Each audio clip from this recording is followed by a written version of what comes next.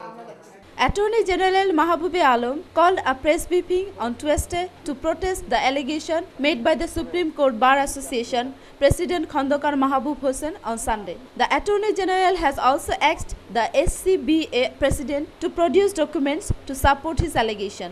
এই যেহেতু আমি খালেদা জিয়ার বাড়ির মামলা, তারেক রহমানের মানি লন্ডারিং এর মামলা, কোকোর মানি লন্ডারিং এর মামলা, গিয়াসউদ্দিন আল মামুনের মামলা, এগুলো খুব জোরদারভাবে আমি প্রতিদ্বন্দ্বিতা করছি।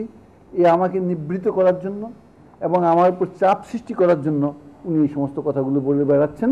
But Khandokar Mahbub Hossain stands by his allegation, although he confessed he has no documents to support his claim. He also accused the AG's office for interfering into the bail process granted by the High Court, a claim the Attorney General has refused. বুঝতে চেষ্টা করবেন, আমি বলছি জানা মতে আমার যদি documentary evidence সঙ্গে থাকতো আমি নাম দাম বলতাম। আমি ক্যাজুয়াল স্টেটমেন্ট ক্লিয়ারেন্স আমি চ্যালেঞ্জ করছি।